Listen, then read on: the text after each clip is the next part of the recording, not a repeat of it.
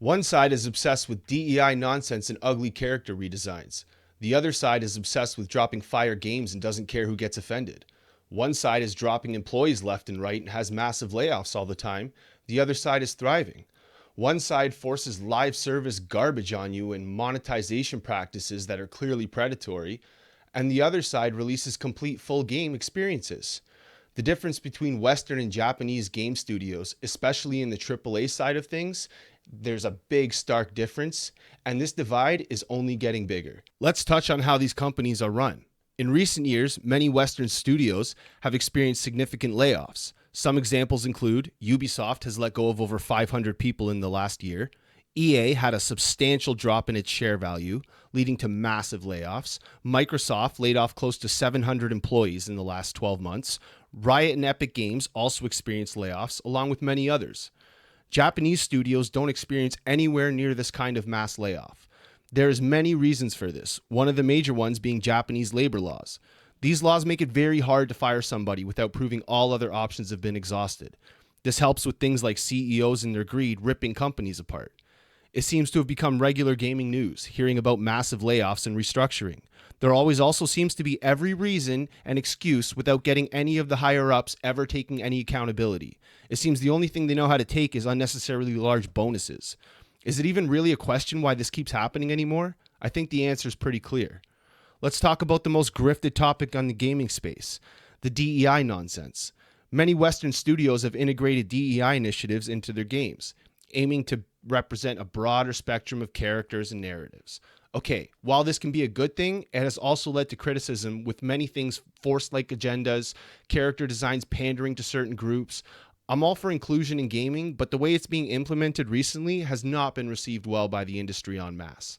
Now take a look at the other side of the coin, and we have Japanese devs focused on crafting games centered on entertainment and focused on fun, often without prioritizing any DEI considerations. This has allowed for creative freedoms, leading to titles like Nier Automata and Stellar Blade, just to name a few. I personally don't care if the character is a gay green Martian, just write them into the game without feeling forced or don't include it at all. This leads straight into the next topic, which is the character designs themselves. In recent years, Western studios have adopted a more conservative approach to character design. This is to avoid potential backlash from various online communities. Things like getting accused of sexism or objectification. This shift aims to create more inclusive representations, but clearly at the cost of creative freedoms. Japanese studios often embrace bold character designs, reflecting cultural aesthetics and storytelling preferences. For example, games like Street Fighter and Tekken. No one ever notices, but they showcase a diverse array of characters with exaggerated features and attire, which are celebrated for their creativity and culture and wide appeal. If I wanted boring-looking characters, I honestly could just go walk outside. Give me exciting character designs in video games or don't bother. Next is arguably the most important difference: innovation versus iteration. Western developers are largely criticized for releasing annual iterations of popular franchises, often with minimal updates or changes. This has become increasingly worse, especially in the sports genre. Good job, EA. Every year we're just paying for an updated roster, dickheads. Basically prioritizing profit over innovation, just focused on making sure sales figures are met while forgetting things that made people fall in love with their franchise in the first place. Japanese companies like Nintendo are renowned for their commitment to innovate, consistently delivering new and unique gaming experiences. Look, for example, at one of the most played out genres, the open world RPG. Nintendo came out with Breath of the Wild and completely flipped the genre on its head. A genre that had very much started to get very played out and stale, had fresh life brought into it. This is the case with most of their first-party titles. Their dedication to creativity and originality keep them a step above the rest. It's not just Nintendo.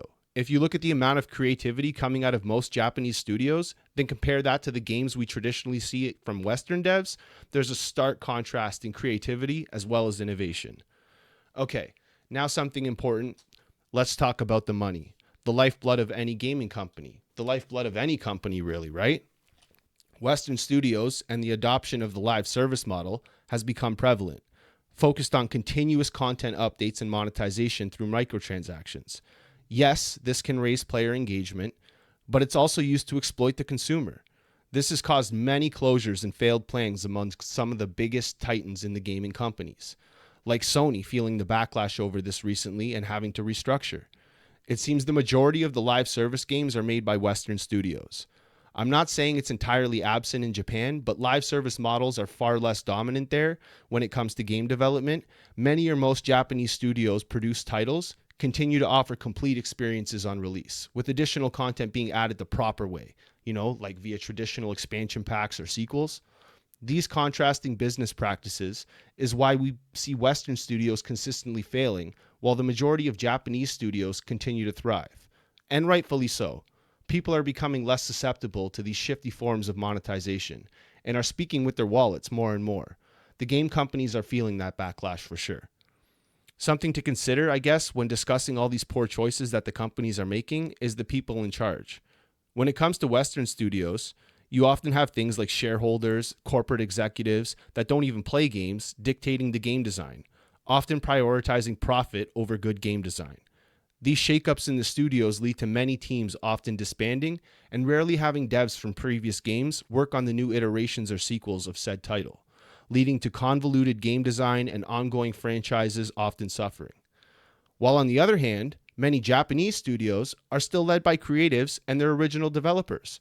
Examples including Hideki Miyazaki, leading From Software, Yoko Taro and the Nier franchise, Hideo Kojima and the Metal Gear franchise, well, mostly, and many more better examples that are still having creative control over their created visions and games.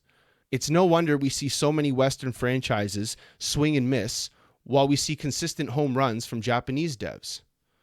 So finally, I have a small list of points that I didn't really touch on in mass, but I want to mention.